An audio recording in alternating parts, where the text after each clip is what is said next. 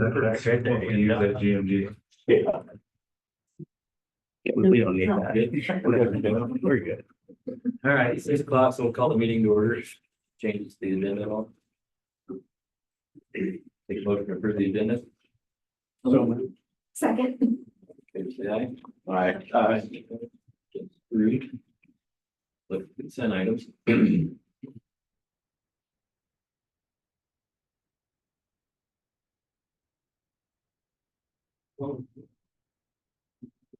Going through it today, the only question I had on the bills, which I think was, I not so much what it is, but it's around that Spanish one, right? The online one, which we got, is that first semester, that amount? That amount is. So I think. But you're talking about like Spanish 1, 2, 3, and 4. Oh, yeah. Good. Yeah. Okay. It's a full, I mean, she has. I think she has 8 periods of Spanish throughout the day. I mean, it's a full slate. It's, we're breaking even. Yeah, that's If that's what fine. you're- No, maybe my question more goes, not so much on the, well, in a way, it's money related, financial related, but I was just curious if like, we think kids are getting as much out of the online, because I mean, for what we're spending, I mean, does it really take a whole lot more to have like an actual teacher? We'd love to have an actual teacher. That's my next question. So that's my next question. Is Yeah. it that hard to actually get That's one? the Right. reason why we're doing this. Every year, we look for, this is an alternative, because we can't find So it's our best option we have.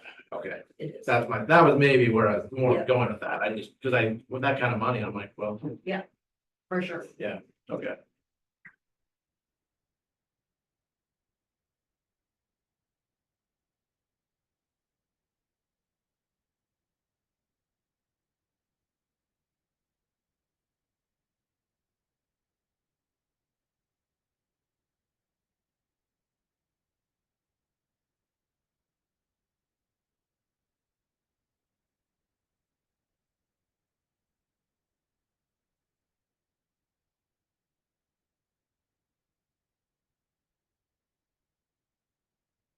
Questions?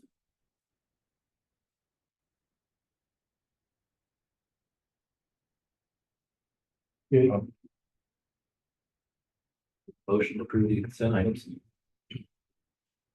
So moved. Second. Fair say aye. Aye. See no. Then items are approved. Correspondence this month. Public forum, Sue. I'm going to do something I don't normally do. I began writing this the day after the last school board meeting, and I have edited it so many times, but the last time being just before I emailed it to everyone. I'm just going to read it because I don't know that I remember the last form, so I'll just get through this in a hurry here. At the August 2024 school board meeting, a comment was made with regard to large number of students participating in sports at Baxter. While this can have an upside, there is also a downside that is harmful to some students and also leads to violations of federal civil rights laws. Schools rationalizing this poor behavior, which Baxter's been doing for years, aid and abet in the violation of these civil rights laws. When a student and or multiple students who participate in sports decide to harass, bully, and accost targeted individuals, and at least one of those victims reports the actions to authorities, other sports participants also attack the victim to keep the perpetrator from being removed from sport activities because of the potential effect on the team. This means that involvement in sports is more important to school decision makers and students in sports than the moral obligation of moral welfare and civil rights of all, which is a misplaced rationalization. A principal's report at the August 2024 school board meeting mentioned changing to a different program to help students learn social skills and responsibility, and also better organizing the teachers to support this. So consider having some discussions with regard to the present system of those involved in sports, supporting those who harass, bully, and accost, using the false rationale of team spirit. Potentially, it is possible to have some productive discussion on this topic, including having other members of the team work with the team member or members actually victimizing with harassing, bullying, and or accosting to encourage a change away from this behavior. Suspending the perpetrators from the team would bring pressure to bear or change behavior. The focus should be on the positive behavior of those participating in sports and the potential example they could be setting for others. Positive results from this would improve social atmosphere at Baxter and could also potentially help improve other interactions and learning because of the mindset of self-protection would not have to be so much in focus. At this time, I am encouraging all parents whose children are being victimized to file with the feds because there is much more likelihood of positive action than with local authorities who've spent years actually denying that anything much was going on, or maybe having a student stay away for a day or two, but it didn't involve interfering with sports. And that's kind of the way it's been going on for a long time. So as long as you're looking at new programs and ways of helping students with their behavior, I'm just tossing this out as one positive example that could be positively affected and helped in a number of ways. There are a number of others, but since this keeps coming up on the news these days, I just thought I'd mention it. So thank you for the time.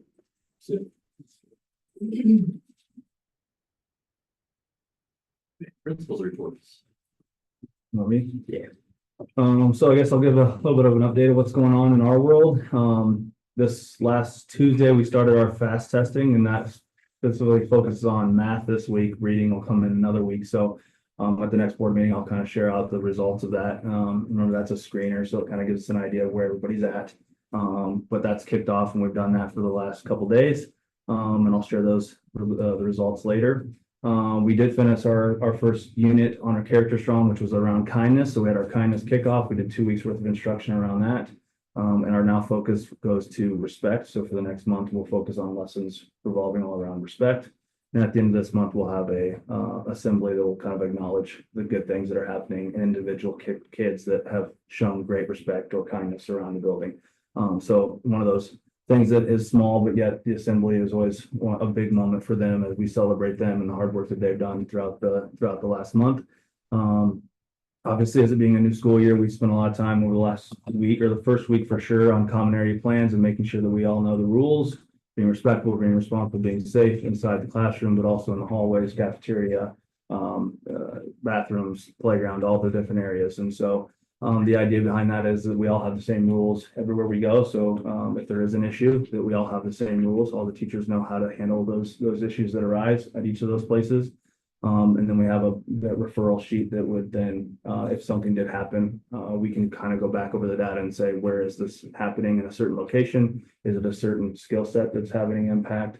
And the student success team actually just met for the first time today around those things. So they looked at, are there any attendance issues that we're having? Is there any referrals that are having some commonalities? Is it the same people? Is it the same places? Is it the same whatever? And then we'll try and make some decisions at the tier 2 level. Do those students need to have a small group intervention around their behavior? Do they need to have a common area plan intervention around that behavior? Really, we just want to making sure that we're living out our mission and vision around data and saying that we use data to make decisions.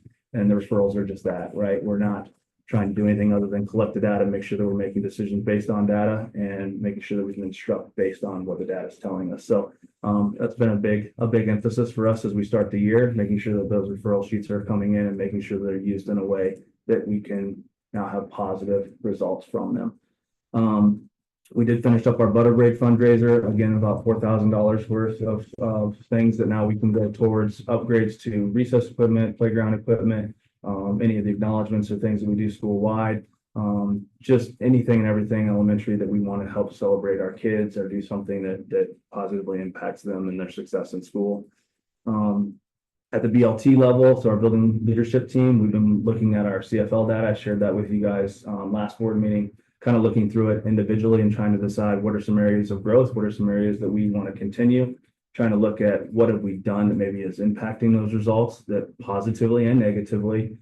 So trying to make some decisions school-wide as far as how we can continue the successes of that CFL data, but also find some areas that maybe we can find ways to grow. So that's kind of where we've emphasized over the last month in that meeting.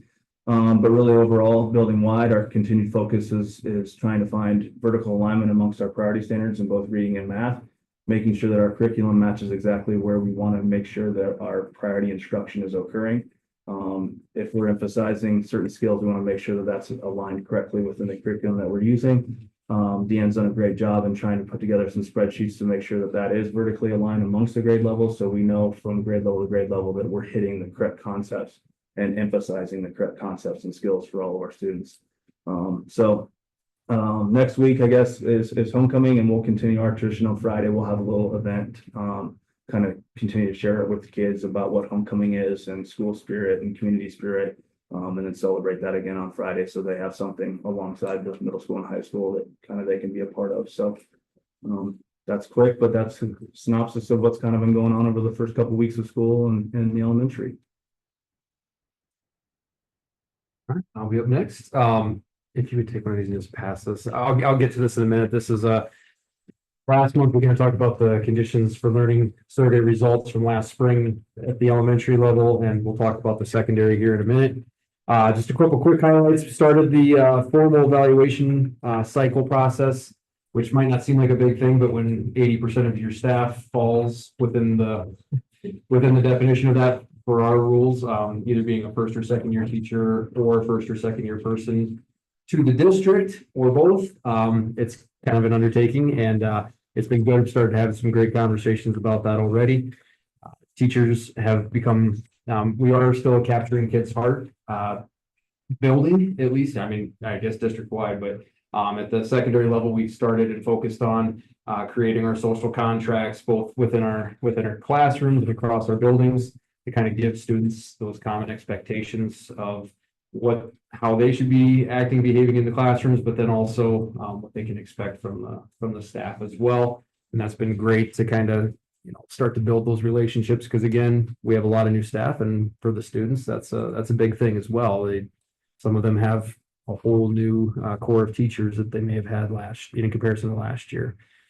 Ag Trip the national convention is coming up here October 22nd through the 25th. Just wanted to give a quick update about that. Our students that are going, there are 8 total students that are going to the national convention. Charter bus will be going, taking them to and from Baxter. There will be, it'll be kind of a mixed group. There'll be Colfax Mingo students and Coon Rapids Bayard. Mrs. Messerly, our instructor, has some connection with those instructors at those buildings, so they've kind of done some joint planning together as far as travel and lodging and that type of thing. All funds are coming out of the FFA account, so it doesn't sound like it's a general fund type situation. Do you have the dates? I do, October 22nd through the 25th. And she gave me a whole list of, of course, they go to the convention itself and all the sessions and workshops to do, those specific learning opportunities, but they do a whole bunch of other things as well. Career and College Expo. They go on some reindeer ranch tour, especially Apple Orchard tour. They do a bunch of they have a whole selection of learning opportunities, which seems pretty interesting. So just wanted to kind of throw that out there that's going to be upcoming here next month. We need to have a motion in a second. Oh, for the approval of the out-of-state trip. Okay, yeah, we can make a motion for it. Yeah, state trip. So Yeah, perfect. Thank you. I'll let Mrs. Messerly know. She informed me that after they were to go on the trip, they'll come back probably the next month. Well, it'd have to be, because it'd be after the October date. And the students will give kind of a presentation and just an update on some things they learned and that kind of thing. So last thing I kind of have is, again, the conditions for learning survey results. I just there's a lot of stuff there. I just wanted to kind of highlight a few things. When you kind of flip open the packet there, it's basically broken down into 5 categories: adult-student relationships, boundaries and expectations, emotional safety, physical safety, and student-to-student relationships.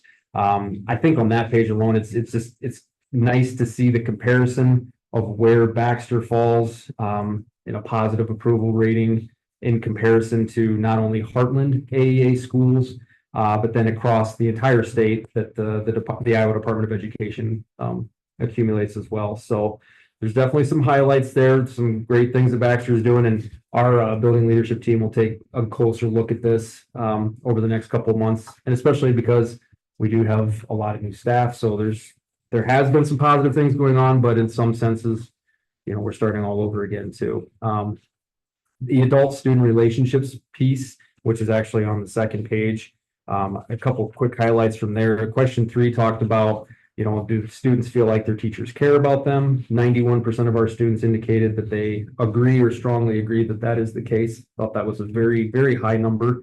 I've never seen that quite as high anywhere else.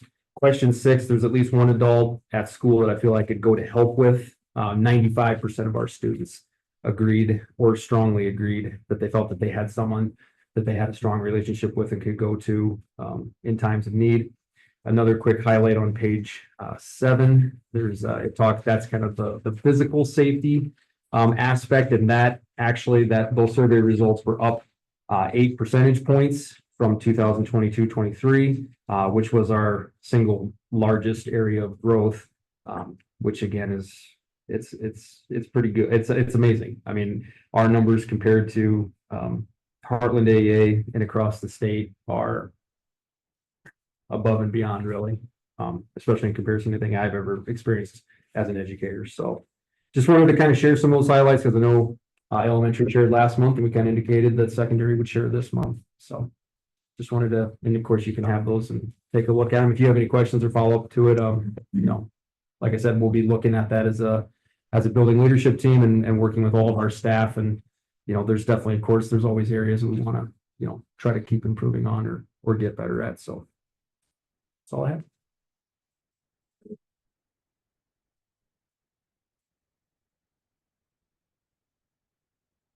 Any other questions? How does it feel like people, teachers and staff, there's that.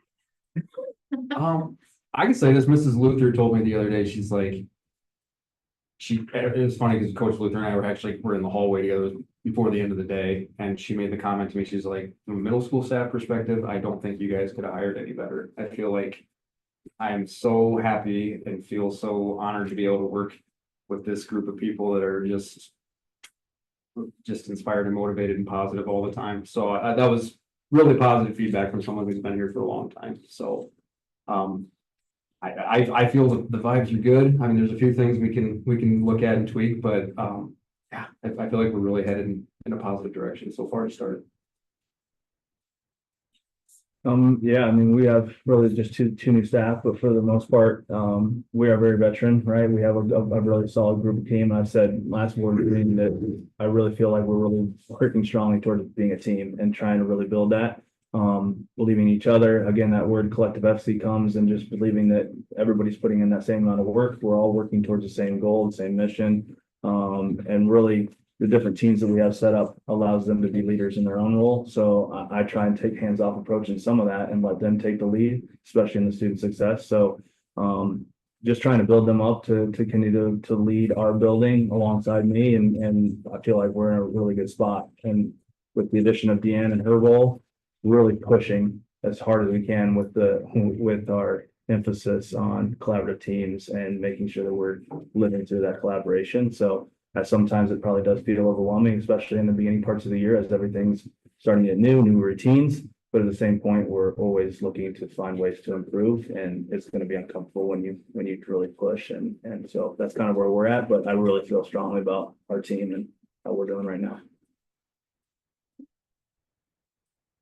Thanks, guys. Yep, thank you. The 23-24 nutrition report.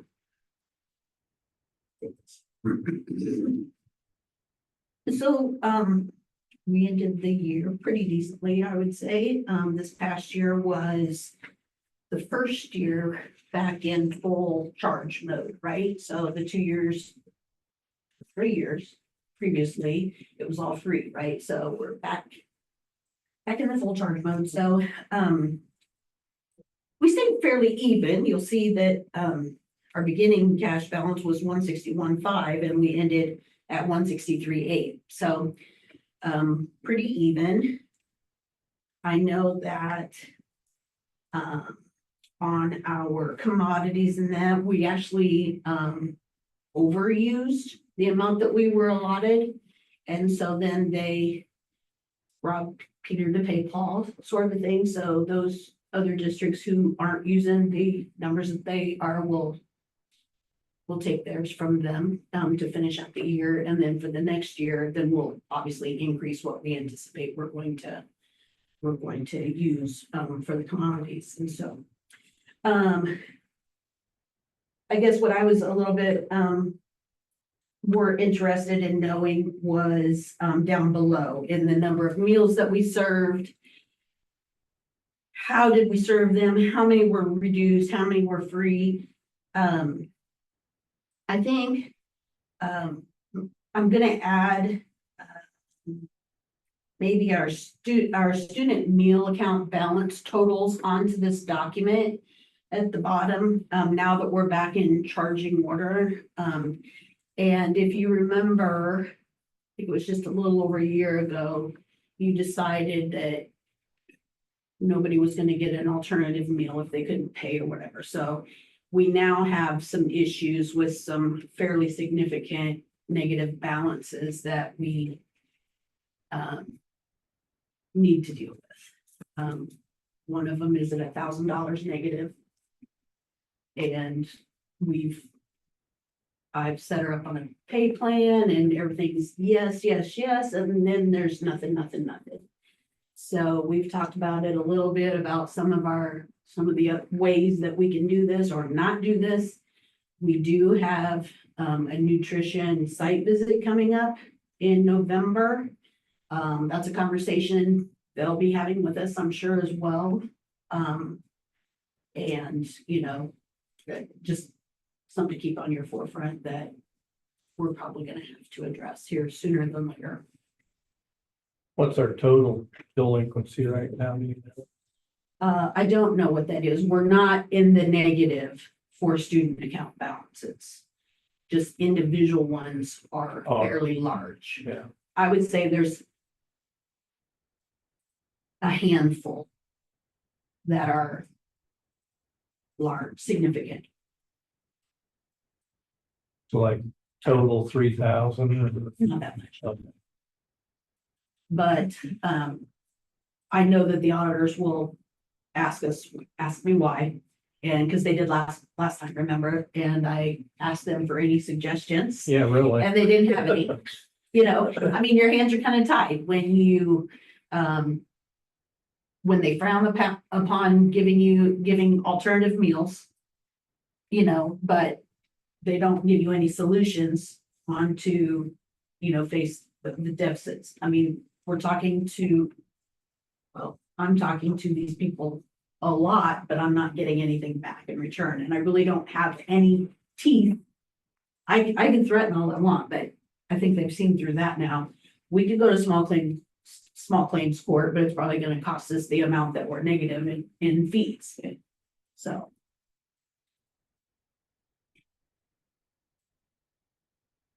And these are folks that have or have not typically completed the free and reduced meal application. Say it again. So like, are they completing the application and it's coming back denied, or are there some that haven't? The one with the largest will apply.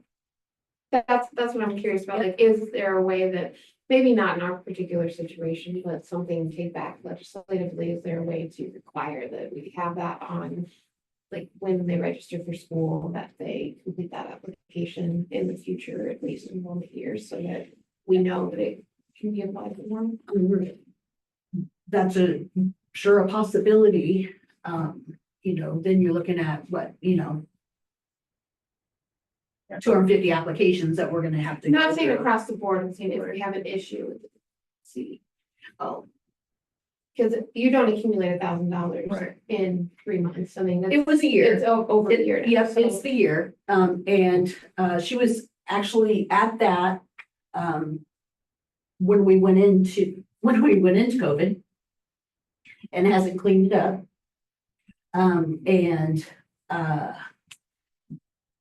When they're just barely negative, we will still allow charging to happen. So kids were getting seconds and charging because they have to pay for those, those aren't part of the free or reduced, so that increases that deficit. Then at some point, we shut that off. We won't let them do that anymore. and we contact them, we are. I mean, I feel like we're the tow truck in the middle of the night coming to repo a car, the way we're just, we're just having conversations with them all the time. If you just pay $1 a week, if you would just pay $1 a week, it's better than nothing. And just can't get it done. But obviously, no other schools come up with great plans. Do you see the Yeah, stuff no, in the news all the yeah, time yeah, about people no, doing right. fundraisers to yep, pay back the payments?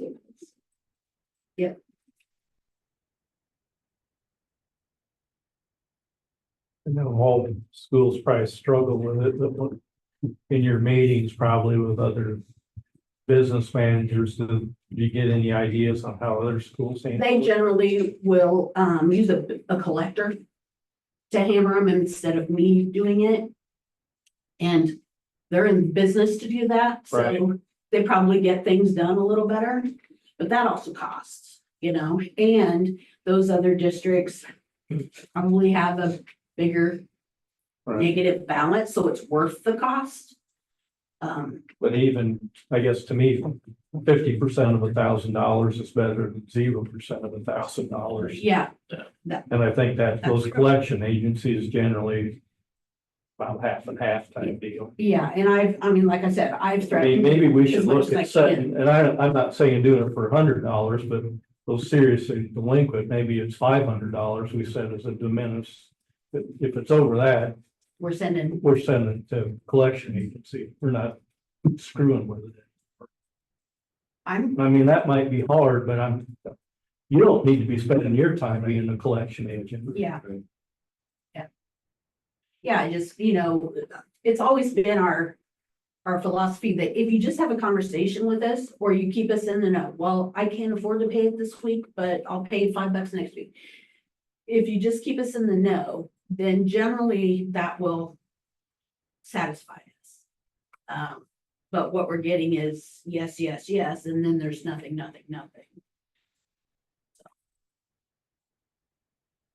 So I'm happy to do a little more research and give you an accounting of not who's negative, but how many and what the amounts are. And then maybe find out 2 or 3 collection agencies and what their costs are. I was under the impression most collection agencies, like John said, I didn't think they really charged you up front. It was. if they It may collect be the just money- the recovery. Oh, yeah, they'll Yeah. take a lot, Yeah, large off portion the of top, it, yeah, but yeah, that takes it off your plate. Yeah. So, this is true. Then you just have to decide if you want to set a value then. Yeah. Right. And I guess if Julie can provide kind of, Yeah. see where they Give you a kind of call shake for- out yeah. there, yeah, and, Yep. Median average. yeah, kind of find a spot where there's a break there. It's like, yeah, anything above that, it's going to collection. Absolutely. Yep. I'll bring it to you next time. Perfect.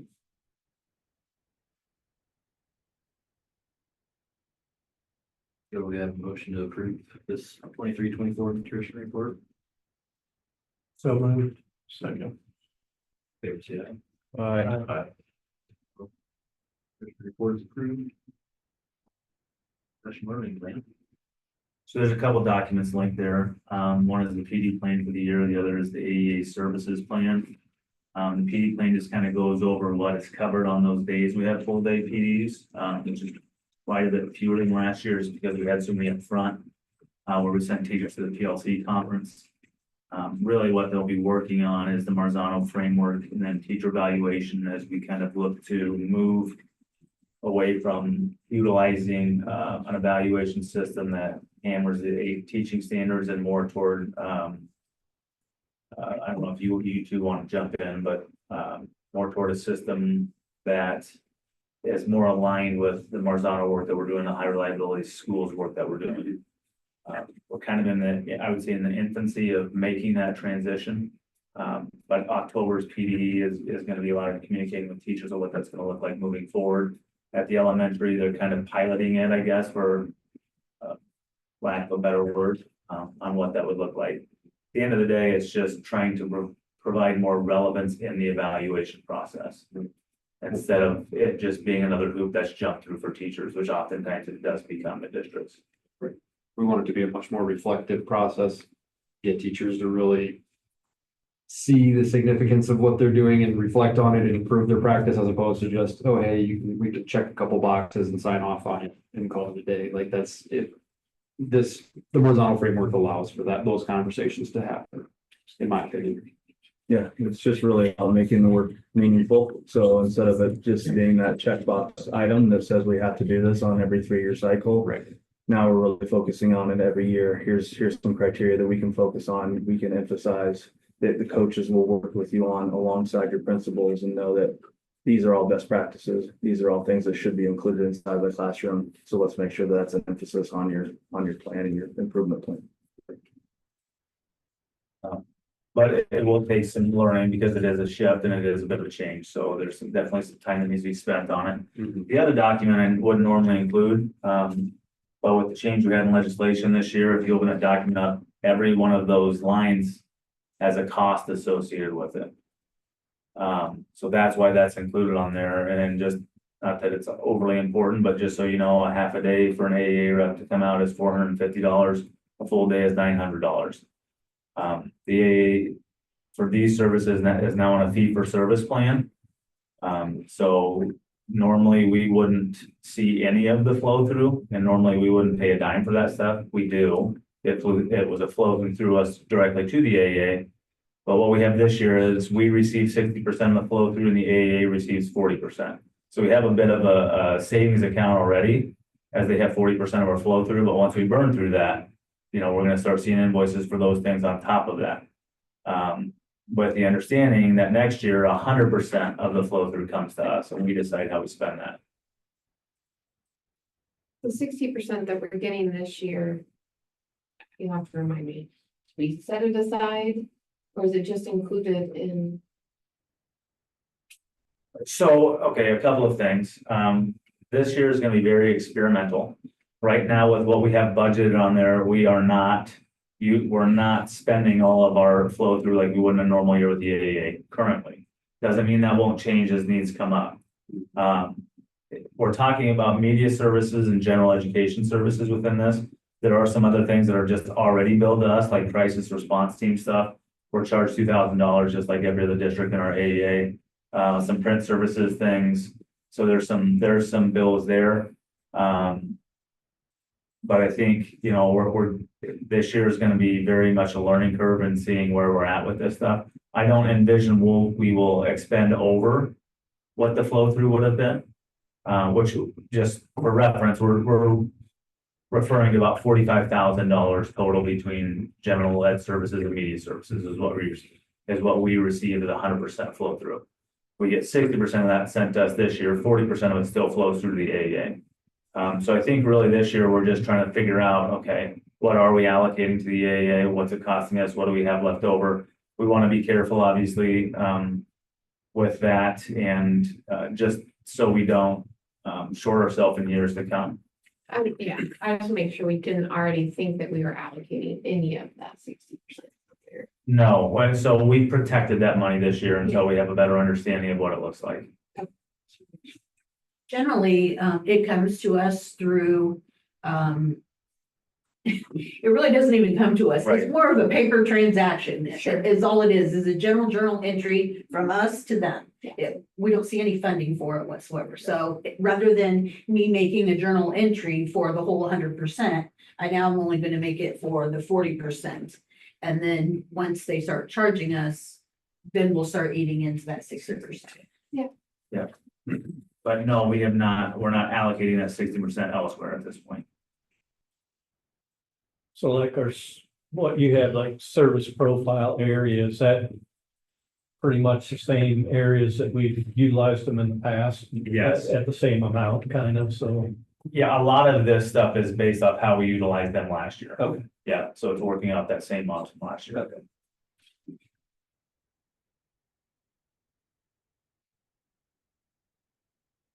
And you said they're still trying to figure out their rate structures based off of. Yeah, I mean, they kind of have their rate structure established to an extent. I think what they're trying to work through more than anything is. Some of the more informal contacts, how are they gonna bill for those types of things? You know, whether it's email or resources and those types of things. It's very much an experimental year for them with probably a lot of anxiety moving to the next year where they have no flow through. And actually, even in the special ed funding, they won't receive 100% next year, they'll only receive 90. So 10% of that flow through will come to us, the district as well, that will actually see. I don't know that, from our standpoint, much would change as far as. It's not a significant enough amount of money that we're like, hey, this is great, we can spend this on this, right? So I think it'll always be earmarked for either these activities directly through the AAA or similar activities through another organization. That's what, I just want to make sure that the money's protected, so it can be there as a resource for what it needs to be, and it doesn't get put towards something else that's less important. Any questions on the PD plan or the AA services plan?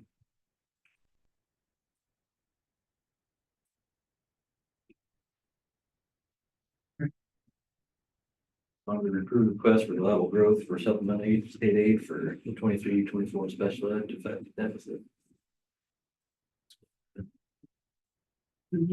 Sure. So we overspent our special ed monies by $24,000. This past year, the year before, it was 49,000. So I feel that we've Reeled it in. curved it a little bit. As Mr. Peterson just said, you know, some of those services, almost all of those services are for special ed. So I don't know what that's going to do to that bottom line. Is that going to make that bigger? I'm not sure. I actually was thinking that we would break even this year, because we had a rather large tuition bill that we no longer have. And that was about 85,000 a year. And so we've taken that money and then also spent another 24,000. So while you want to have a bit of a negative balance, because if you don't use the special ed funds, then they take it back from you and give it to everybody and share it with everyone else. And so my goal every year is to always get close to zero, obviously. And so we're at 24,000. So the general fund picks up that slack. But what we're asking for right now is, because the general fund has to pick up that slack, we want to ask for additional allowable growth, supplemental state aid for that $24,000. And so that's what you're going to approve the request for. I can explain this. We don't get a check for 24,000. It's just kind of. It's our credit card limit, Yeah. right? They're going to raise it by 24,000. 86% of the schools in the state of Iowa run deficit in special ed.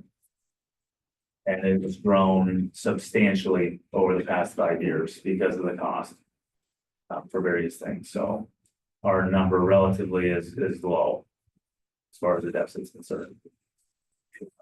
But we just want to ensure that we don't lose spending authority.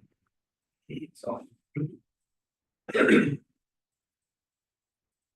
have a motion to approve the request for level growth, 23-24 year. So moved. Second. All those in favor say aye. Aye. I thought we always did, I guess, yeah. John Winthrop, Yes. Tyler Akins. Yes. Ashley Chair, Yes.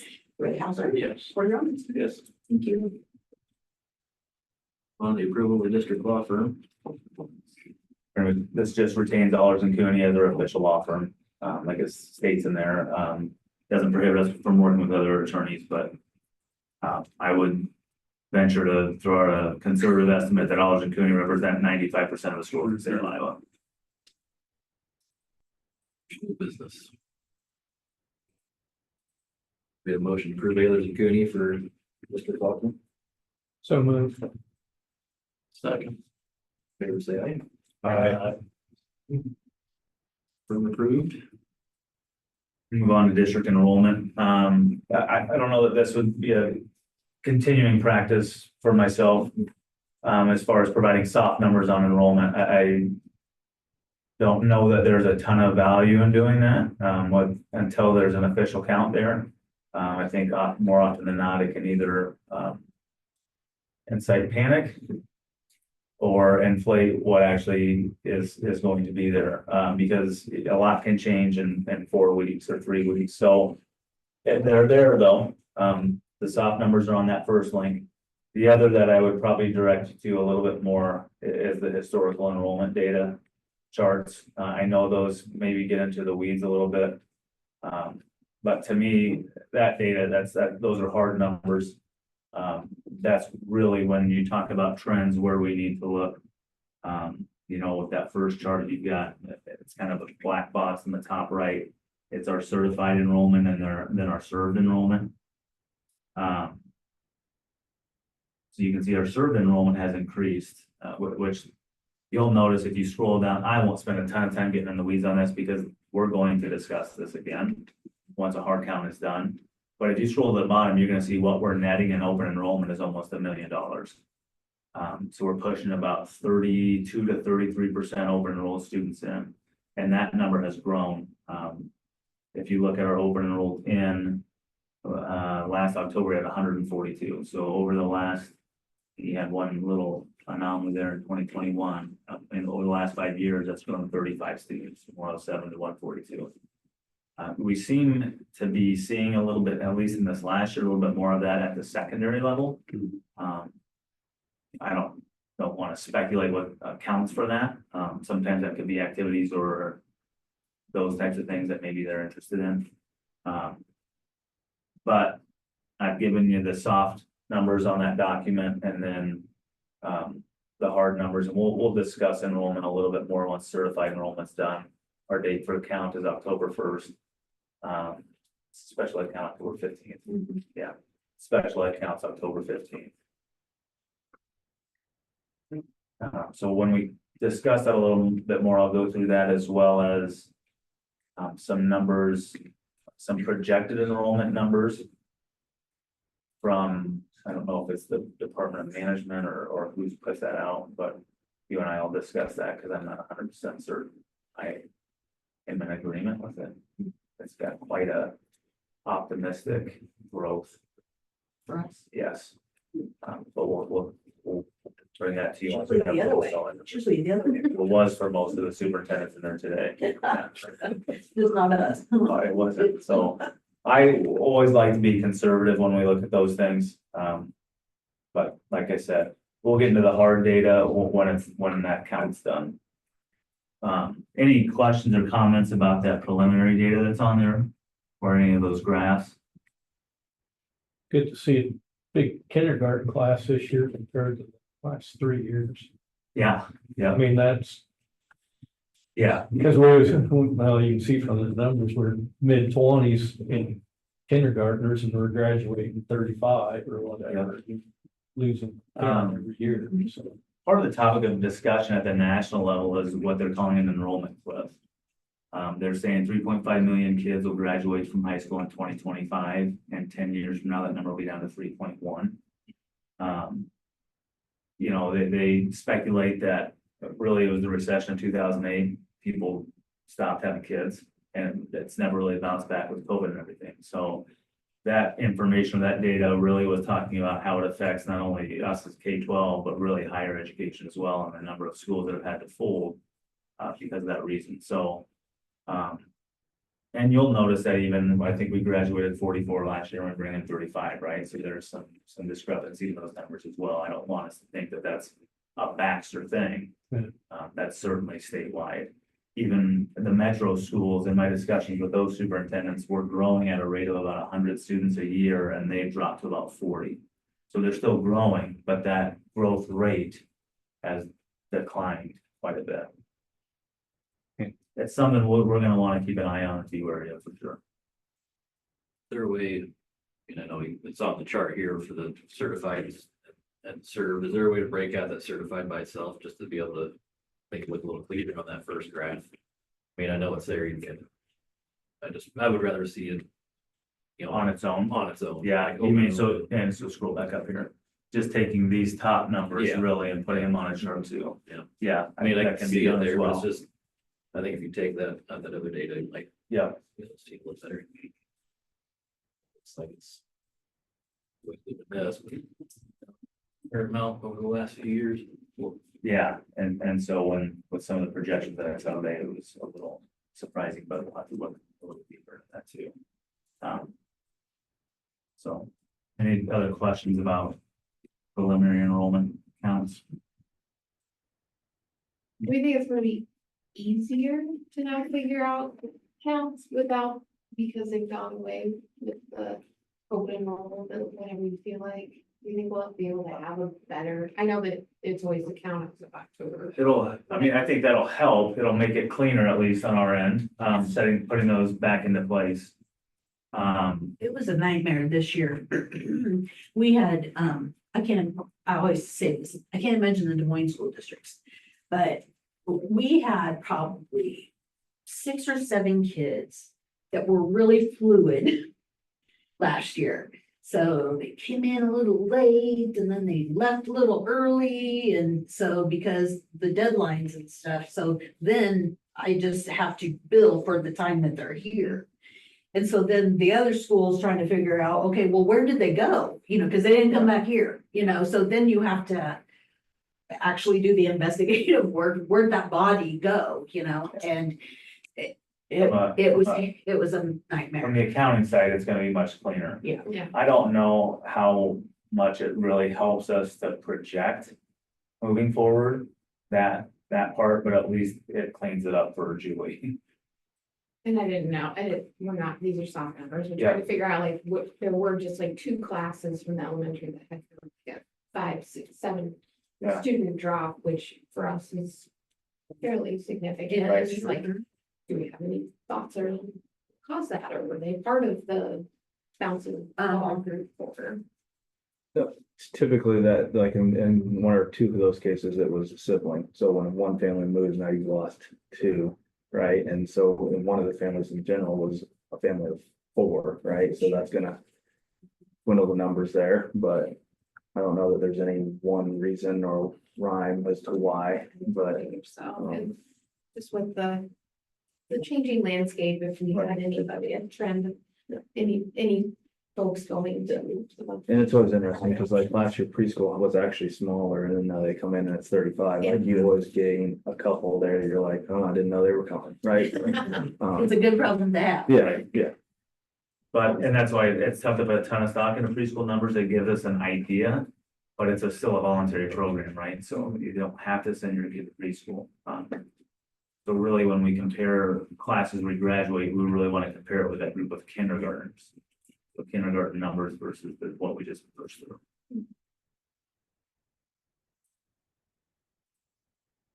Next month.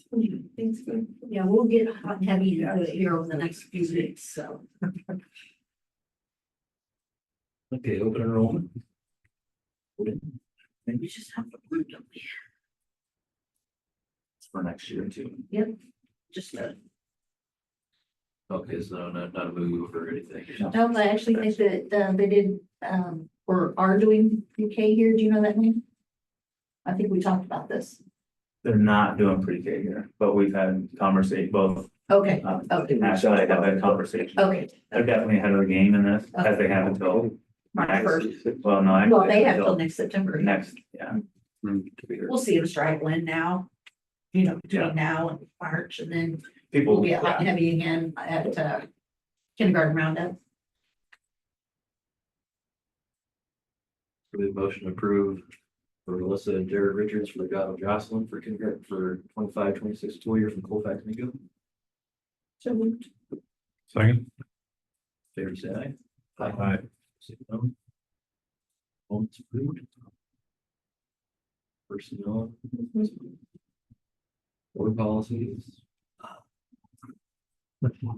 well, these are mandated by code. You both like, Are you going to, you gonna talk about 400 to 600 at this point? Or? Hey, You can go right over here to it, see it. we, Chronic absentee. we're reviewing the 400 to 600, so part of This will that, be the first reading. yeah. So let's start, we should probably start there, I guess, because they gotta consider, they gotta take an action on it. We're going through the process of reviewing and updating or adding appropriate policies in the 400s to the 600s. As well as kind of bringing those policies back under, back in line or under the district's purview. Because prior to, you were sharing an HR director who had kind of taken those policies, so we're bringing them back in. Within that, we've just found some areas that need cleaned up. And so that's where we're at right now. So what this is doing here is just considering the first reading for the 400s to the 600s on that first one. So we'll take action on that separate from that. Are you actively making changes to 400? I was up until about 4 o'clock today. But there's a lot of them, and I could have missed something. So if you're reading it and you are questioning something, you will not hurt my feelings at all, No. so shoot me an email. I can shoot you an email, or we can sit and talk, because my notes might not make sense, especially anymore, but Okay. I was like, I got midway through the 500. I don't want to have to go back and review everything. It's a lot. So it is a lot. And so, and then when the numbers don't match up, you gotta kind of hunt for them and that, but, if there's anything that you guys are questioning, you will not offend me by saying, what were you thinking there? Well, it's not some of it's like small things, but others are things that I would, maybe I'll want your input on, should we bring this up as a discussion item for the greater group or not, so. I'll just send that along and meet with you and we can. Yep, sounds good. Sounds good. yeah, we don't read. We want the absenteeism. Yeah, we don't have to do anything for the The, review. the absenteeism one is mandated by code. So the bulk of these policies that we develop, the Iowa Association of School Boards has a primer that really sets the generalized language for all districts' policies, and we kind of take that and make it fit ours, whether it be through our handbooks or those types of things. So what we had to develop, or what was mandated by code to develop, was a board policy over chronic absenteeism and truancy, which is 501.1 and 501.R1 you'll see on there, or 1R1.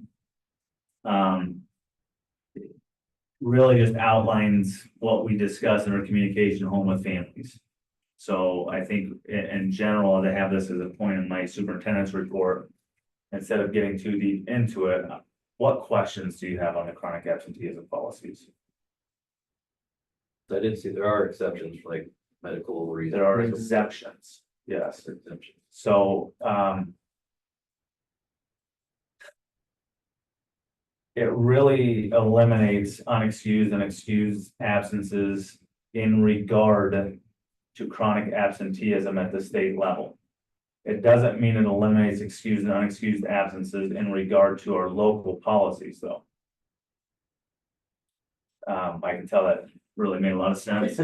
So what that means is we might have a local policy that states if a student is unexcused 5 times from a class, they're dropped from that class. That policy is still in effect, okay? When we talk about what we have to communicate to the county and to the state when it comes to chronic absenteeism, though, is either they're absent exempt or present, or they're just absent. Unexcused or excused doesn't matter. So there are 6 categories of exemption: religious reasons, IEP, 504, if they've met graduation requirements, legitimate medical reason, which is an entire topic on its own because it's not defined. And there's one other one that I'm forgetting on there. I can remember. Within all of that, what it has done is it's had to change a little bit the way that we code and document. So maybe before, if the FFA was on a field trip, they'd mark them absent, excused. Well, that should be present. If kids miss to go golf and sectional golf, we might have marked them as an excuse. That should be present. They're on a school activity, they're still at school. So we don't mark those as absent anymore. And then we have to make sure we're coding the others as exempt if they're exempt. Now, within this whole legislation, there's about 4 or 5 areas where they say you have local discretion in deciding if that is an exempt absence. And it's almost contradictory in what it says you have control over versus what it says, no, this should be marked this way. So it's going to be a learning year on how we kind of navigate this. At the end of the day, when we talk about chronic absenteeism, 10%, it's always been that, and that hasn't changed. So, you know, that's still the same. And actually, to be perfectly honest with you, in most of the districts I've worked in, we've reported for truancy at 15%. Well, the new law is not till 20%. So, you know, you have an 80-some day semester, 16 or 17 days is typically when you're reporting for truancy. That's a lot of days in a semester. Right. I kind of lean toward the fact too, that let's not forget, we're asking kids to be here less than 50% of a calendar year, 172 days, right? We're not asking kids to be here that many days. And so then if you take 17 or 18 on top of that, now what I'll tell you by code is at 10%, we have to send a certified letter and notify the county attorney. And I know that can be an eye raiser for people. It's not notifying the county attorney for truancy charges at 10%. Code just says we have to notify the county attorney. So, hey, it's missed 10%, just letting you know. The county attorney's not going to do anything at that point. The county attorney's gonna get tired of schools calling it this year. I'm just telling you that right now. If they thought they were busy before, Yeah. they will be inundated now. Correct. At 20%, then we say this student is truant. Now, there's a step in between there at 15% where we bring the parent and the kid in. We have a absenteeism prevention plan developed on what are the barriers, what's the school gonna do, what are you gonna do? And then at 20%, we report to the county attorney for truancy. It is still at the county attorney's discretion whether they press truancy charges. Code doesn't say that county attorney must. So I'll leave that there. So they have 99 different. Well, I haven't, in my educational experience, John, I haven't had much luck in getting county attorneys to press truancy charges when I felt like they should have. Correct. Same. So that's the code. It really doesn't change the Legislation for the legislators. Well, when I was at a meeting with the DE, they were a little overwhelmed because it's just, they drop it on the Department of Ed and they say you interpret it to the schools. And so there's still going to be clarification as we move throughout this year. Because I'll just give you an example. The legislation specifically says a funeral is not exempt. But the legislation says religious services are exempt. Well, at 99% of the funerals I go to, there's some sort of religious service with it. So I would exempt it.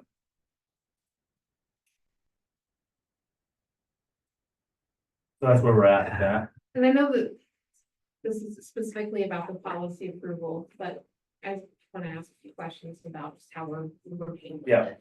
So have you got any feedback? Anybody gotten any feedback? Surprisingly, no. No. I was prepared.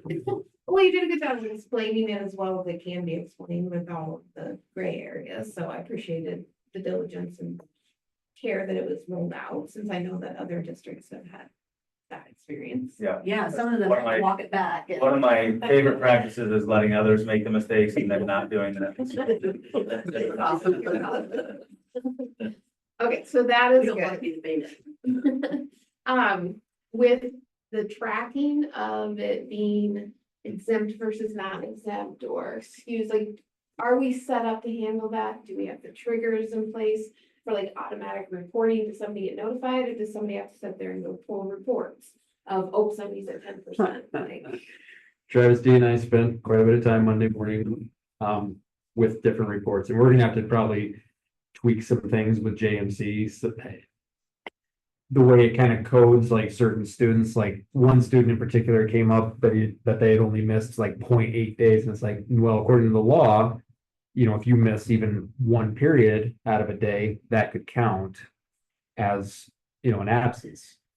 So in that particular situation, it was far greater than 0.8 because the student had been late and such several times. So it's like, we're gonna have to, yes, we're gonna have to do some paper reports, but at the same time, we've got to work Don't you with, think that? we gotta get some things set up too. Well, don't you differently. think that, the SIS system people will They're gonna need to roll make out some some adjustments. updates? They're gonna have to. And I think they are with their coding, and I think what else is important to understand is we're gonna err on the side of grace as we roll this thing out, right? Absolutely. Because it's just, it's new, there's some coding things that have to take place within JMC, it changes a lot of, not a lot, it changes what we do from a coding standpoint, and then generating those reports, they can be manually generated. They can be. Yes. And I think, do you have a setting to automatically generate We can them? do that. Yeah, we do. And parents also, I think, have the ability to go in and say, notify me when this happens. We already send notifications prior to, Correct. but they should have the ability in GMC Okay. to sign up for notifications. Just kind of trying to figure out, like, are there a bunch of extra costs that we need to start going back? No. They wouldn't give us any money, but. There's but our subscription amount may increase, next year once they, just like anything else, whenever you have your software upgrades or whatever, your membership increase. Correct. We've gotten a lot more medical excuses Well, I don't think that, recently, I mean, a ton of them, which is whatever. It's this is just general feedback that, like, my daughter's been gone for 2 different types of school events, and like the reporting was she missed 8 periods because of the school event. 3 of them reported as like school sponsored absence, 2 were unknown, and then the Yep. other 3 were not reported at all. So, Yep. like, I get there's gonna be a. Correct. Right. What's gonna happen within those, because that's still gonna happen with Yeah. teachers, like when we communicated this with staff as well. Sometimes whether maybe they don't know the kid's on a field trip. So we're hopeful our front office people, because they have the ability to go in and override that absence. If they know that kid's on a field trip, they're gonna mark this present. Right. So that type of thing you shouldn't see anymore, but there will certainly be kinks to look through on it. I'm hoping that can be a setting that JMC can program for us. Like if we know it's a school sponsored trip. If we mark it as present at the beginning of the day, but if a teacher goes in, oh, that student's not in my class this period, they forget that they're on the trip, even though they're notified, they mark absent. It skews it. So we're hopeful we have the list of kids, we can pre-populate it. So just like you can do when a student's absent, then it just locks it for the day and the teacher doesn't have the option to change it or not. But that's one of those examples I'm talking about. So, yeah. I was curious. No, that's okay. Those are good questions. Yeah, a lot of them. The actual policy, I didn't have any issues with the policies themselves, other than in 5011. It refers in the 3rd paragraph to it not applying to the following students, but the list of who it doesn't apply to isn't there that I can tell. He's got like a semicolon. Yeah, I see that. We went through that list Is it specifically. the exemption list? Supposed to be the exemption. Because I know the exemption list is on another one of the policies, but it's not. Well, maybe we just need to insert the exemption list back into that. Yeah, I don't know why that would be, but, yeah, okay. because so it's under compulsory attendance. If you just, are you in there? If you just scroll up a couple? Are you I know there? it's in there. Okay. In another policy, but if somebody were referred to. Yeah. For this policy. Yep. It's not there. Yeah, right. If you just wanted to know what they were, that's you. Yeah, like, if you wanna say, look at other policy for list, that's fine, but right now it's just, well, it's incomplete. Report graduation. Yeah. um, We were. Sufficient reason for court order judge. We're gonna take it from the R1 to put us in, talking to the top one, okay. And the last thing I'll say about it is, if you read Iowa code and it talks about compulsory age of education, it's gonna say 6 to 16. Specifically, so then the question is, will the preschoolers and kindergartners count? If they're enrolled, they're compulsory age. It's kind of confusing. Because what you could have happen with both preschool and kindergarten is like someone could reach one absence before we report them for truancy. And they can pull their kid out with no recourse for us on our side. Because they're not compulsory age yet.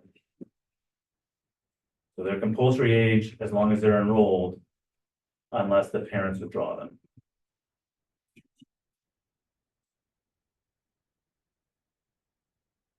We want to approve it then or wait till get that? It's in there. Oh, No, we got. Yep. Of course you do. it was in there all along. Didn't you see that? My mistake. So take a motion to waive the second reading for the 501(1) and 501(4) chronic absenteeism and truancy policies. I'll make a motion to waive the second reading. Those two chronic absentee and truancy policies. Second that. Ready to approve the policies, and then Aye. let's see if approved. Facility grounds transportation. Okay, so we had an issue with the bleachers, in the varsity gym the other night, and really what it boiled down to was, I'm not sure they'd been inspected and maintained probably in 15 years. So one of the things we looked into was what would that cost? And so we got, I sent you a price quote. It seems a little steep to me annually, in my opinion. So we're still going to kind of explore what are our options along those lines. Certainly, I'm hoping we can find some middle ground somewhere, because that annual expense while that seems high, we also know what it costs to replace a set of bleachers. So just kind of to notify you, we're maybe gonna shop around or see if we can get some other pricing on that. Now that quote includes all bleachers, but as I kind of got to talking about, I don't really know what there would be to really do on our outside bleachers. They're broken. I can see they're broken, right? But the lubrication, the greasing, when we have these other bleachers, that there needs to be something in place for those, so we don't run into this. We probably dodged a bullet down here, honestly. I think we could have easily burned out at least one of the motors, because it's just a button, and well, what do you do if a button's not working? You keep hitting it in and out and in and out until you figure it out. Well, by that time, you might have blown a motor too. So that's just put it on your radar. The other one, I think, is more of kind of what direction do we want to go with the ag building itself. So I can tell you where I'm at with some of those things. I wanted to just more for information purposes only, get you some pricing on if you renovated that building in a manner that would be, acceptable for what we're looking for. You saw what that number was. I did make a phone call to the gentleman that owns the land and black buildings across from the school.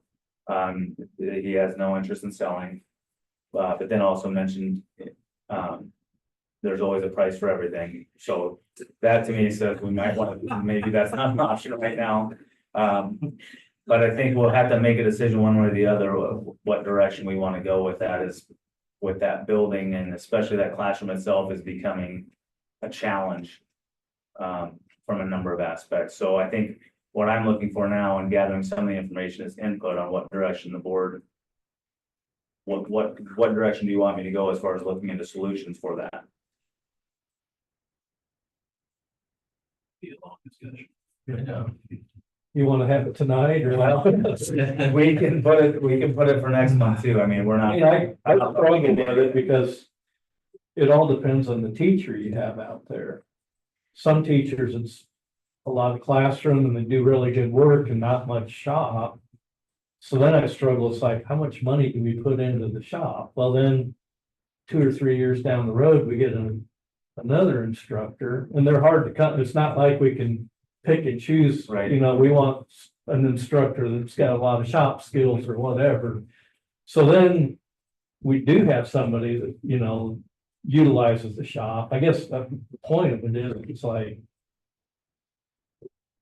do we make the decision that we do away with the shop altogether and just have a classroom ag thing? And I don't know. I think that point is valid, and that I think almost that decision has to be made first. Are we saying we're hiring ag teachers from now on? Or, we're not, when we advertise, if we need a new ag teacher, we're advertising for an ag teacher, not necessarily an industrial tech teacher. I think that decision probably predicates anything you're gonna do with that building, because until you know that, you're right. And the quote on the renovation piece would have been to wall off a part of the shop. So, and it would have been include a bathroom in that part of the shop, but seal up a part of the shop for woodworking, or obviously it would be a much smaller space, but it'd be a finished space and, you know, one that is sealed up from Mother Nature. And so that's kind of the model we went after, not knowing, do we just need a classroom? Or do we need a shop, or do we need a shop of that size? Do we have a classroom, or could we even find a classroom in the? No, No. What but we about, thought about that as well. one other thing I was thinking. I know this probably gonna come out popular, just throwing it out, just asking the question, the wrestling building, is that our building, our Yes. property, everything? Yes. I'm gonna ask the question, is that's a very nice building, it's right across the street, you know, have we at least asked that question if that would have better use being a classroom? We could, I mean, obviously if we purchased another building or even that building, we'd still have renovation work to do to get it to the point where it could be a classroom and or a shop.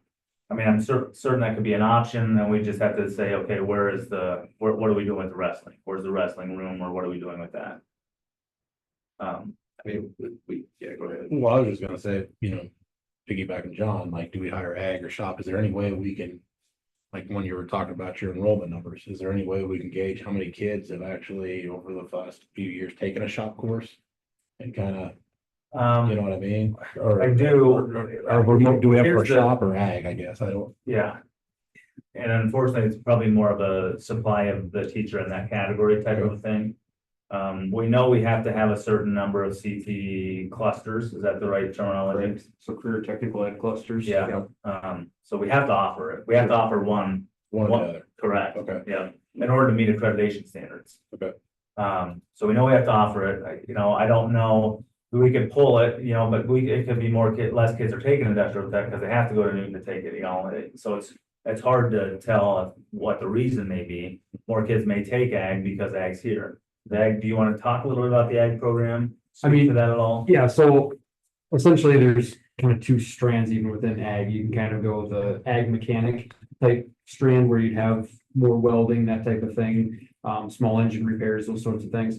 Or we've kind of elected to go on some of that. I think it's just based on the teacher that we've hired recently. You kind of go the ag sciences direction, which some of her courses are then accredited to science electives as well for us. So she does have some, there's at least one course that there is a woodworking component, and they do spend a lot of time in the shop area, and we are still using table saws. I mean, we're still using all the, woodworking type power tools that you would expect to see in a traditional shop setting. But yeah, I mean, more so along the lines to match her skill sets, we have gone more of the ag sciences type direction. But again, depending on who you have out there, that You probably haven't had a chance to do this yet, but do you know how many of our students are taking industrial tech or whatever at EMAC? yeah, I don't know. I mean, I could get those numbers easy I enough, was just but wondering, because then is I if certainly that's an can. alternative. which again, we also don't offer transportation to get to and from the Newton Right, campus so or it's the gonna have to EMAC be campus, so. junior So it's up to Yep, level. it has to be an upper level, so, and that's always gonna skew some students from doing it, unfortunately, because. Sure, there's And- others that would take things through You here. know, from a cost standpoint, unfortunately. There's never gonna be anything that's gonna be cheap. I mean, the estimate for that renovation is the same price as a new bus. Like, to put it into perspective for you, if we were to purchase a new bus, it costs about $120,000. So. I don't know. I think like you said, decisions have to be made on what the program looks like first, and what we're really looking for out of that. And then we need to decide on a direction on how we want to accommodate that. Knowing that I don't know that, well, I know we don't have the space within the building right now, because that was the first topic of discussion when we moved the classroom into the building. We just don't have the space, we don't have a room available for it.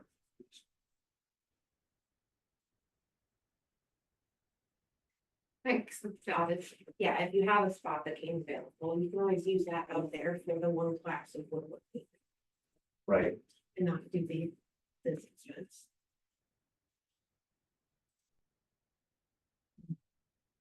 What information or what would you like us to do? I guess Help I'd like develop to, see some numbers of the kids that are doing the tech classes and that. I mean, it kind of breaks my heart, because that's what I love is, you know, the mechanics and that, but if we don't have enough kids to support it and they can get more trained going to Right. the DMAC on welding and that sort of thing, And, you know, maybe that's the decision, but right, so if we can get some numbers on that, the other part of it is we have an awful lot of equipment sitting out there, right? We do. You know, if we wait 6, 7 years, bring an industrial tech teacher in, we may have to be purchasing new equipment by that time, just because every day it sits out there, it becomes more obsolete too. but we still got tanks for aquaculture out there, and that was like 20 years ago. So, There's no doubt that we have jumped around here. You're reaching to the water there. You know, space really is at a premium, across the board, even from a storage standpoint. You know, one of the things that we're trying to work toward right now is, even with our custodial stuff, I would like to just be purchasing once or twice a year. We don't have the space to do that, though. That's the problem. Because we can certainly save some money and making larger purchases.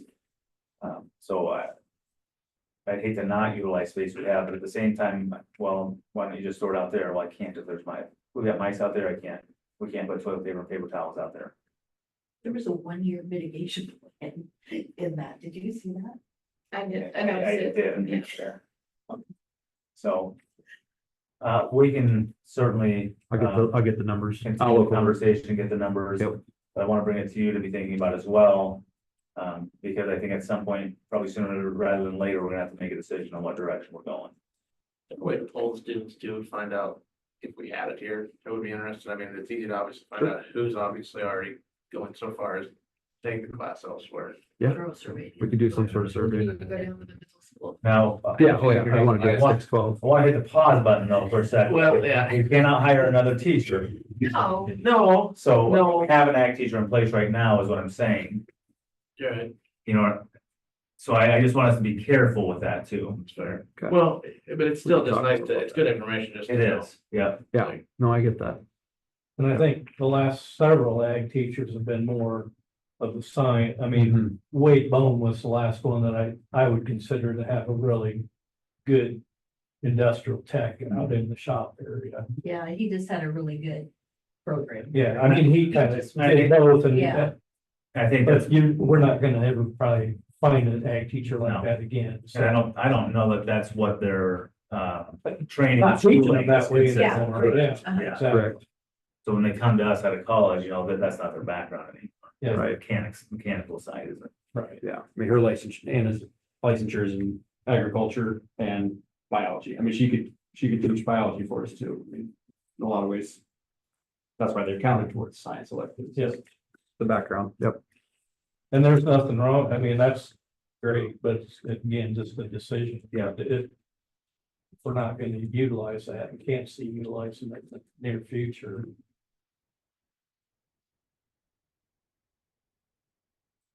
So we can generate some numbers there. Is there anything that else we feel we haven't explored enough or would like us to look into a little bit more? Part of this plan though, the ag room itself, like when we did the tour and stuff, like. This is sectioning it off, but some of that ag room just needs work too, right? Yep, and that's In order part to of keep it safe. That's- Yeah. Correct. So that is this, so I mean. Correct. Yep. That's all. But maybe my question there comes, like, that's even to keep an ag program going out there. Well, it's to keep, yeah.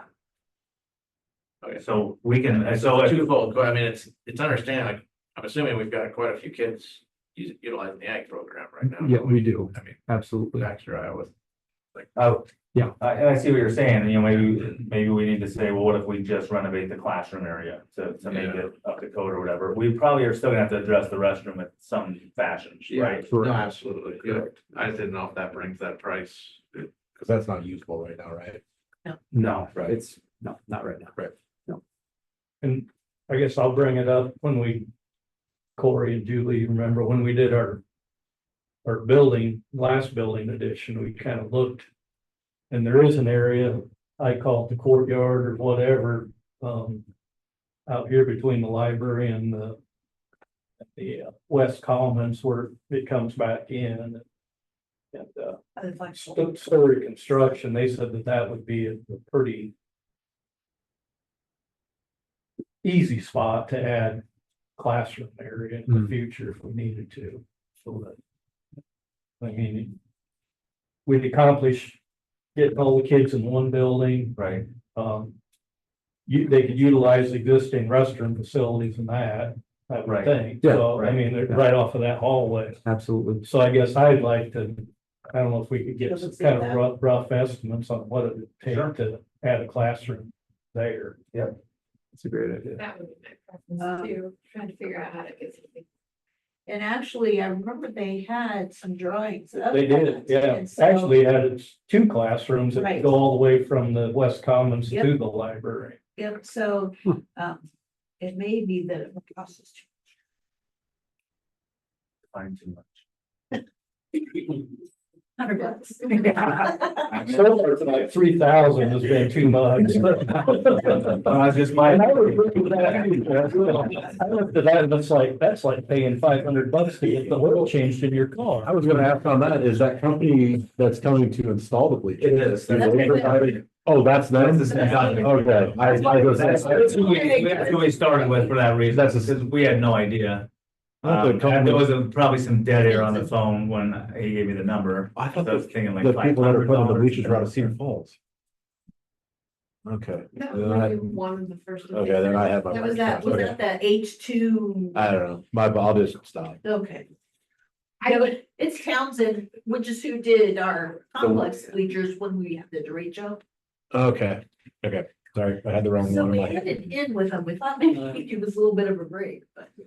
Maybe when they get these installed, somebody can kind of point out to us what we look for and how we maintenance them ourselves. Where the grease and. No, now that you. And that's an excellent point. I mean, that's something that Bill or, I mean, Corey and I can run a damn grease gun if somebody showed us how. and- and Where to go with, yeah, where The discussion we need to have is, I mean, stuff that we can do here ourselves, we need to do. And I go back to when we went to 8-man football and they wanted $15,000 to move the goalposts or sell us new ones for 24,000.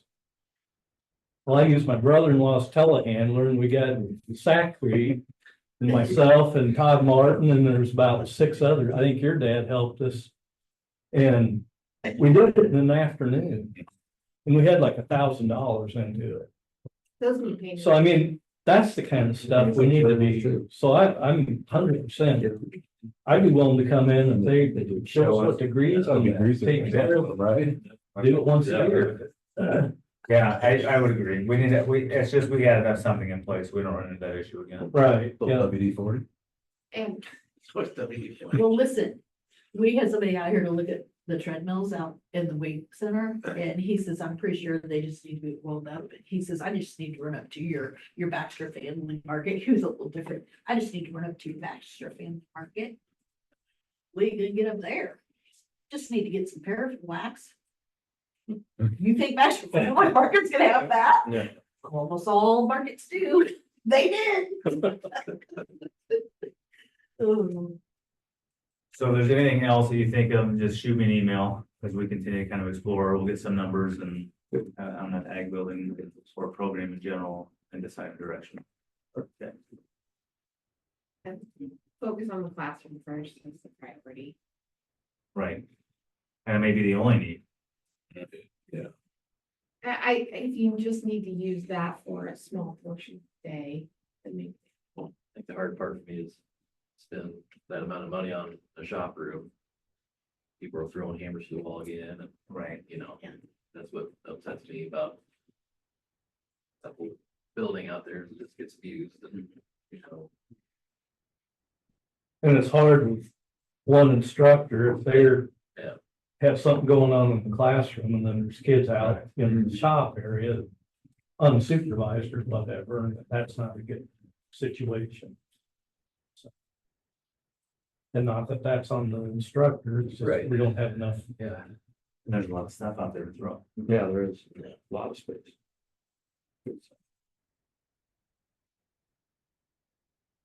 On that. Move on to the equity plan. This is something that we we update annually. And there's quite a few pages to it, but you know, in summary, it just makes sure that We provide guidance on equal opportunities for employees as well as protections for students and employees. So it kind of spells out some of those policies and includes some board policy in there. It includes some demographic information on number of teachers that are male, female, and then it includes a couple of goals on there. As you can see, you know, it's made to look to increase the percentage of male teachers in the elementary is one, as well as the percentage of female students taking ag classes. Really, those are guidelines that are kind of equity guidelines given to us by the state in general, those types of things. So it maintains our school accreditation, having that in place. So the plan includes some of the policies. And some of these look like they're outdated as well, so I don't know if we can just put a link to the policies so that they're always automatically updated with required updates. Yeah, are you housing yours on a Google Doc? Yeah, so Yeah. it would be live. Yes, we could just throw a link in there. Yep.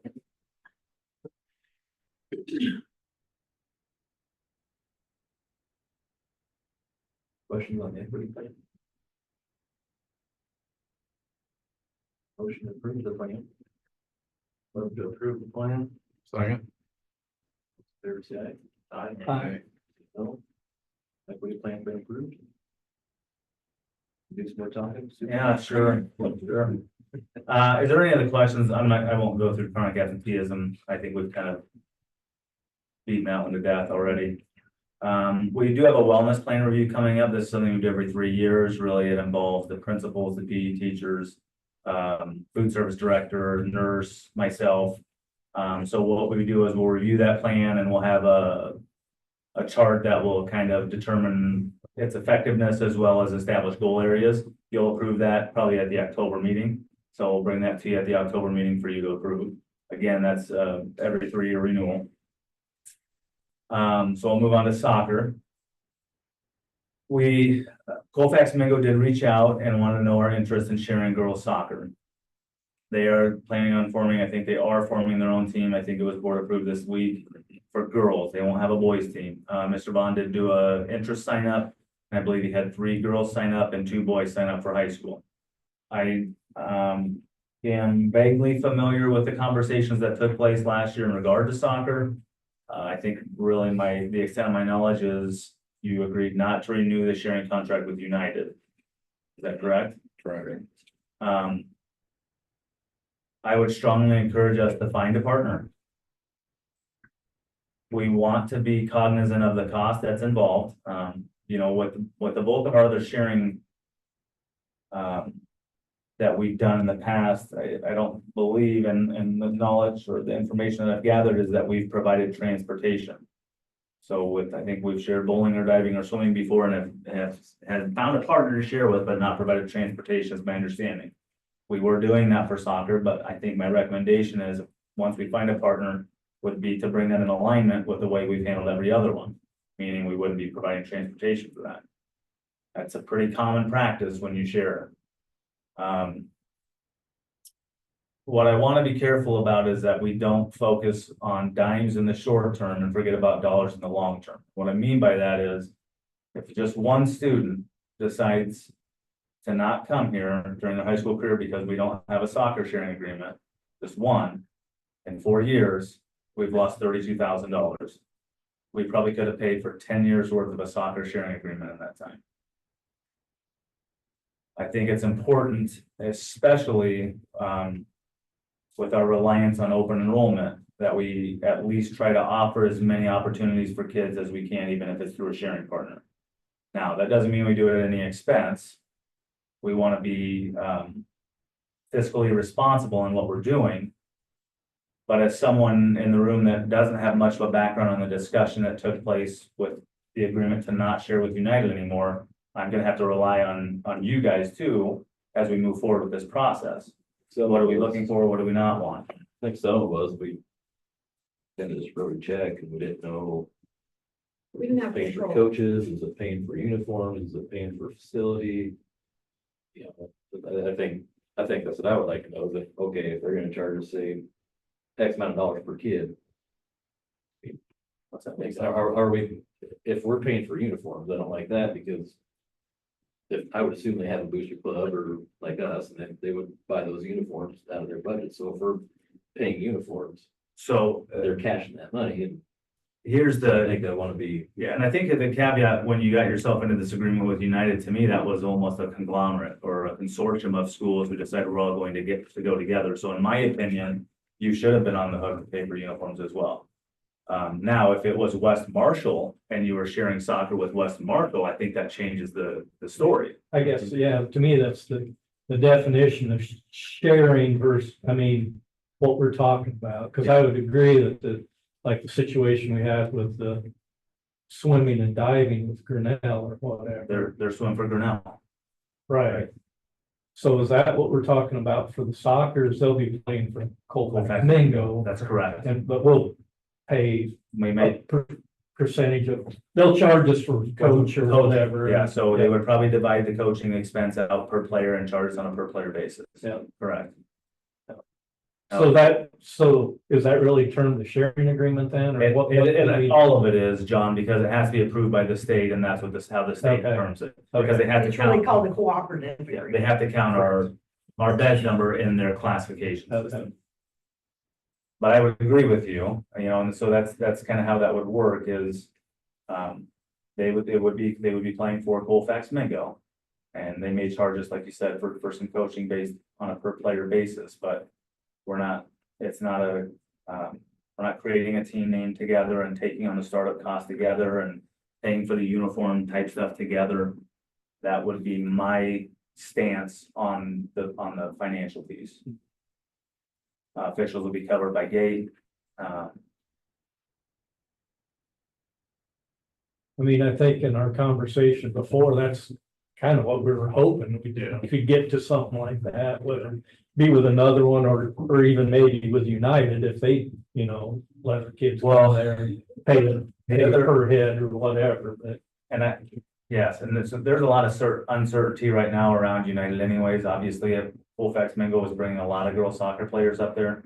So they don't have a coach, so we're still kind of waiting to see how that all plays out, even from the boys' standpoint. I don't know if that falls apart at this point. I don't know. I think it's quite possible.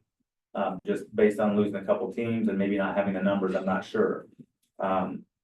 I would probably moving forward with it, and this is more based on, we're sending 2 or 3 kids. We're sending 7 or 8, it might be a different story, right?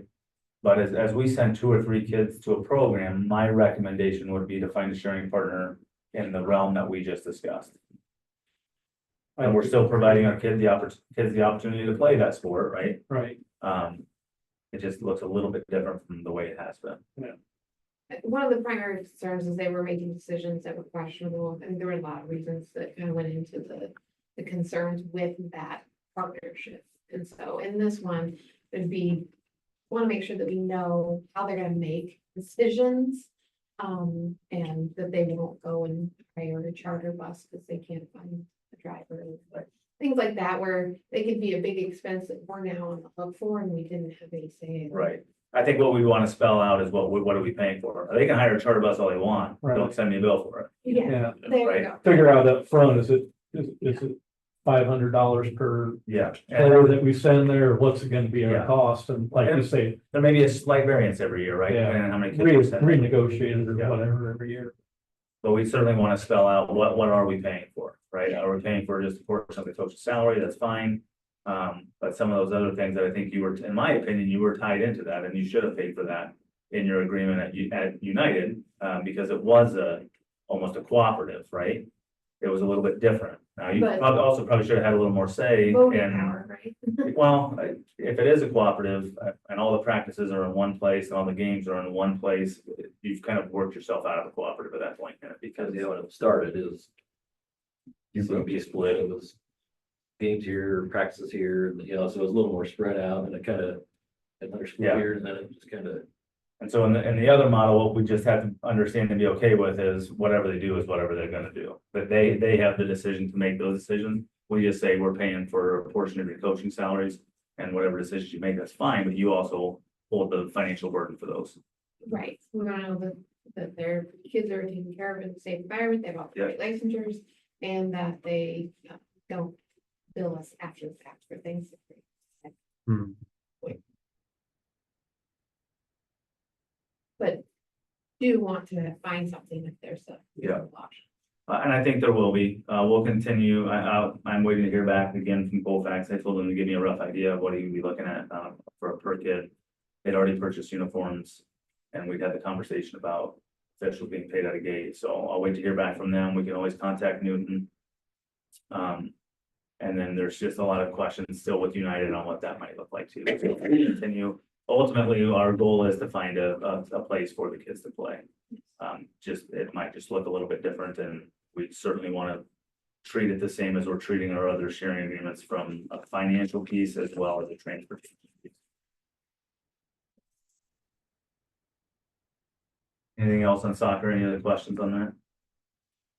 Okay, the SRO, I got an SRO update today at about noon. So there's some mixed news with that. They did receive a hiring grant, which provides $125,000 over the first 3 years. So it's not 100% funded over the first 3 years. Cause they were pretty confident they would get. They seem, it sounded that way, right? Mm-hmm. So roughly what they're saying is $40,000 per year for the first 3 years is what would be covered. And then my assumption would be the rest will be split between us and the county. We will generate some operational sharing, roughly $15,000 from that position. So net for the first 3 years, we'd probably be looking at paying about $15,000 a year. And years 4 through wherever, whatever we decide with the county, if it was my understanding from Lieutenant Gonzalez is roughly $100,000 a year for that position total. So moving forward, we'd be responsible for 50, we'd be kicked back 15 from sharing, we'd be looking at $35,000 a year. Couple of things about this, 3 years with that lower rate. There's certain things could happen within that time frame. One we discussed today at a meeting was we could see weighting increase for SROs. There's a big push for safety. So you could see the state say, we're gonna give you 4 for an SRO now and not 2. Right, which would be great, because then we're getting $30-some thousand back instead of $15,000 back. The other part of this is if we're moving forward with this, it's not, okay, great, we get this for 3 years for $15,000. No, how are we accommodating year 4, year 5, and year 6? How are we building that into our budget? Understanding we've got to come up with $40,000 to $50,000 in those years. So if we're going to do this, we need to proactively say, yep, we can afford this 5 years from now. Or not to. I mean, I know there's a lot of discussion, but we talk about. And maybe there's not, and maybe there's not actually. It's just, yep, we're moving forward with it. We need to find room in the budget.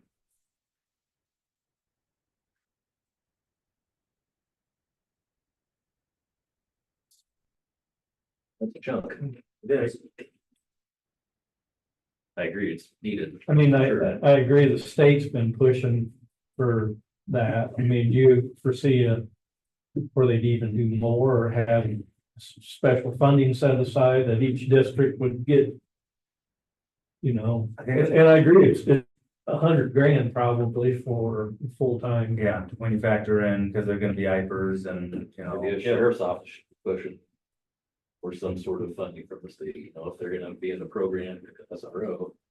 We can. I think it's certainly gonna be I think it's gonna take advocacy, but it's gonna be legislative, right? So I think, I think a small thing to do would be just to double the number you get operationally. To me, that's not a big thing. Within that though, they have to increase our max, right? So if we're at 21, we need to look at increase that. Could there be some additional safety funding that they provide for something like this? Sure, I think it's possible, right? We got safety funding for doors and those types of things. But I don't know that as we initially plan for this, we can just say, we're gonna cross our fingers and hope we get $30,000 more in year 4 and year 5. So does that funding have to be spent on a full-time SRO, or could it be a part-time SRO?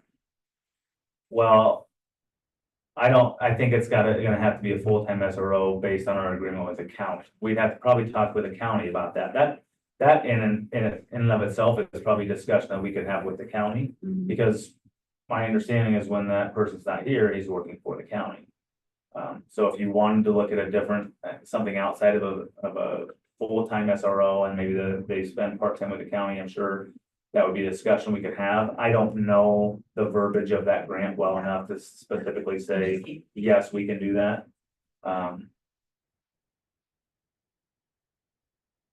So I guess what thoughts just in general on that? So for the next 3 years, we believe it'll cost us 15,000 a year. Roughly. Part of me says, I'm all for it personally. If you guys tell me we have that in the budget, we can find at least that much money in the budget. Then I personally think we should be doing it. I know you're looking beyond that in years 4, 5, and 6. I understand we have to do that, but I think we need to take care of the next 3 years. I assume we're gonna figure that out. I don't know how we figure that out tonight, but at least moving forward for the next 3 years, I think that's the right thing. We just have to know we have to figure it out. And here's, a lot of schools learned a really valuable lesson with their ESSER money. If you decide to spend your ESSER money on recurring costs, how are you accounting for that once the money runs out? Hmm. And a lot of schools did not account for that. So that's what I just want to make sure we avoid that piece within it, because then you have to figure out, okay, then are we done with this? If we say if we haven't accounted for it, then are we gonna cut it? But I'm gonna tell you, once you start it, I don't think you're gonna cut it. I think if you do it, you're gonna have to. Yeah, because you're gonna see, and you're gonna see the value in it. In my opinion, you're gonna see the value in it, right? The city tied into this somehow too? Well, I don't know. anymore. I don't think so. Okay. We talked about that earlier too, and we talked about splitting it 3 ways. I just don't know if that's, I don't know that we want to get into that. Because the grant is just between the county and the school, right? Yeah. Correct. So that's kind of why it's just SRO county. All right. You know, the SRO would be.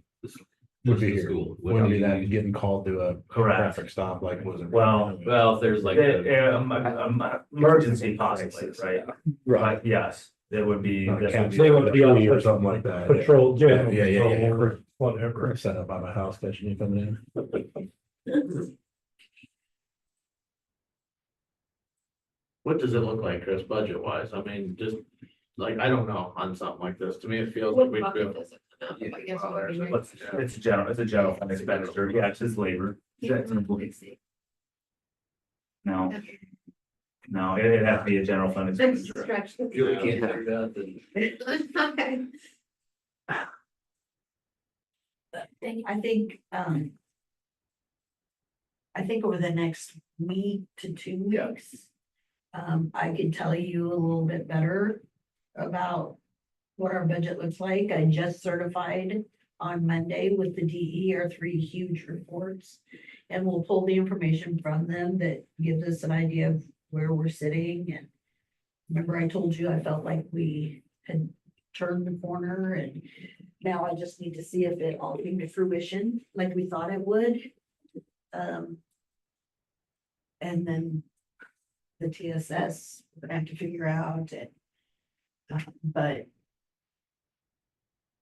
in theory, the TSS will take care of it, so. Yeah. We ended up getting a little bit more on TSS because they ended up giving us money for the full-time counselors, nurses. Yeah. And something else, but yeah. And then, of course, our TSS moving forward is gonna be predicated on our fall bed staff for this year. Yeah. Which will be important for us as well. I mean, if you're asking me, do we think we can find $15,000 in the budget to push this for 3 years? Yes, we can. I feel like we should. Push for that. And it's not, we just have to make sure we account for it moving forward, right? It's not like we're gonna have to make 4 cuts to fit, $40,000 in there. We just, when we do our Start now. projections, when we develop assumptions, we just have to make sure that's Built in accounted, there. it's gotta be built in. So in theory, you'd like to think that over the next 2 years or so, we have enough built in for the following Right. year. And so Yeah. we're just constantly always a year or 2 ahead of it with what we put in the bank.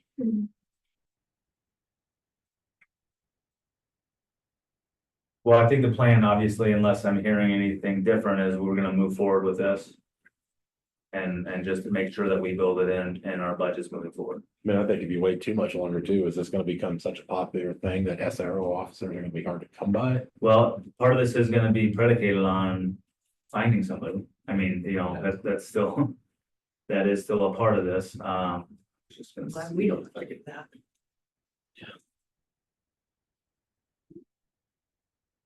But you're a part of the final like hiring. Yeah, Yeah, he yeah. just said their office will be testing this weekend with the hope to fill their current in-house open positions. Based on this testing, they'll be able to see where they stand with their staffing and how to proceed with an SRO position.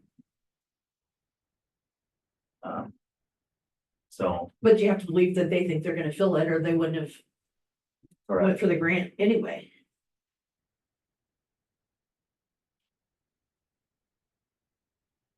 any other questions on that?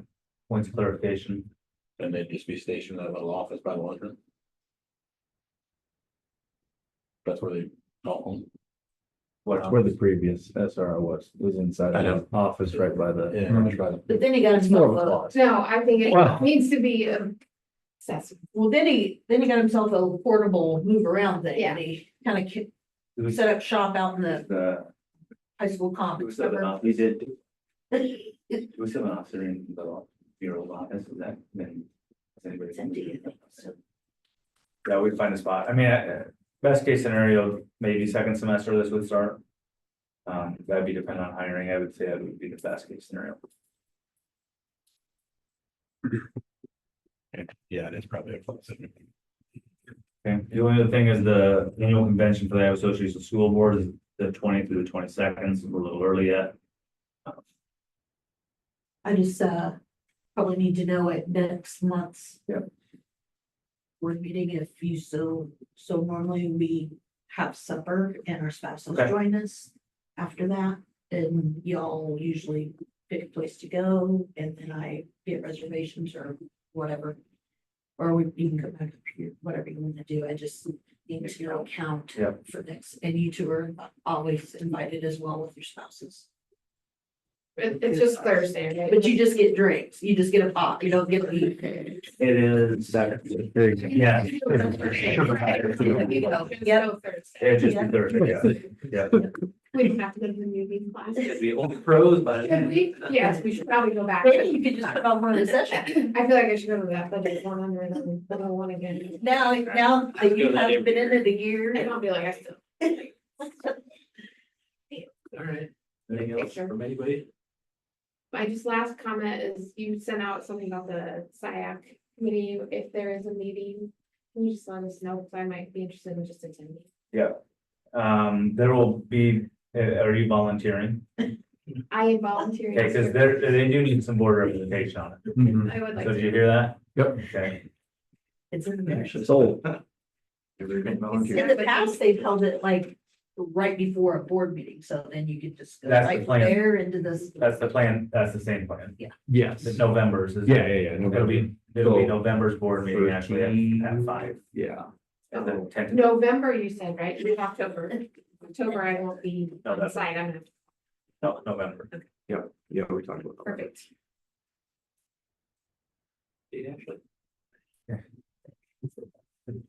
All right. So I think we take much for adjournment. So moved. Second. Good say aye. Aye. So no. You're at 7:48.